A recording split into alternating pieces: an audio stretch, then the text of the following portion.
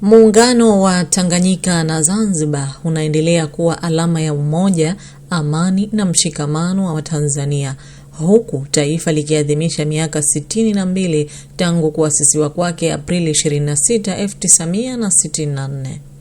Muungano huu umeleta mafanikio makubwa ya kisiasa, kijamii na kiuchumi kwa wananchi wa pande zote mbili za Jamhuri ya Muungano wa Tanzania, ukiongozwa na kauli mbiu isemayo amani, umoja, mshikamano ni msingi wa maendeleo endelevu. Muungano umetusaidia sana, kwa kwetu sisi inatupa faida kubwa, lakini pia tuna faida za kiuchumi, tuna faida za kijamii kwa upande wa vijana na kwa kiujumla. Miongoni mwa faida ambazo tunazipata kupitia muungano ni kuimarisha ulinzi na usalama katika nchi yetu.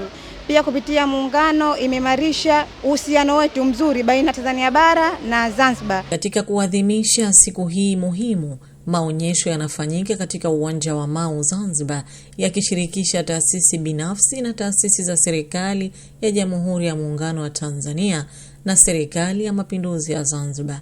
Kupitia maonyesho haya, wananchi wanapata fursa ya kujifunza historia, mafanikio na umuhimu wa muungano, sambamba na kuimarisha mshikamano na uelewa wa pamoja. Yaani watumishi wote wa umma walio chini ya taasisi za muungano, na nikiangalia hapa haya maonyesho ni kwa ajili ya kuhudumisha muungano wetu, na wengi walioko hapa ni taasisi ambazo ziko chini ya muungano. Kwa hiyo tunawakaribisha wote ili tuweze kuwahudumia, na huduma zetu zinapatikana pia kiganjani.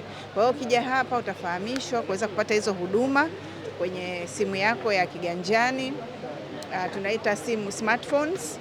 Unaweza kuona michango yako na unaweza kuona huduma ambazo tunazitoa katika taasisi yetu ambayo ni mfuko wa pension kwa watumishi wa umma. Na sasa hivi tunasema tunalipa jana, kwamba tunalipa wastaafu wetu siku moja kabla ya ile tarehe ya kustaafu. Inakuwa tayari mafao yake tumeshayatayarisha. Kwa ile tarehe ambayo wameshastaafu tunamlipa tu yale mafao kupitia benki. Vijana na washauri kwanza waweze kusoma majarida na makala mbalimbali hizi, waweze kujua nchi yao kilivyo, jinsi gani waliungana, yani Zanzibar na Tanganyika.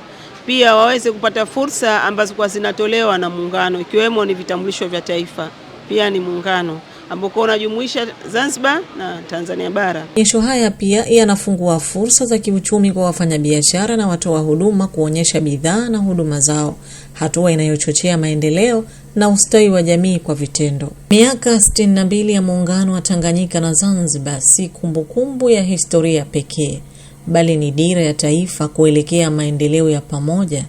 Maonyesho ya uwanja wa Mau yanaendelea kudhihirisha kuwa kupitia amani, umoja na mshikamano, Tanzania itaendelea kujenga msingi imara wa maendeleo endelevu kwa kizazi cha sasa na kijacho.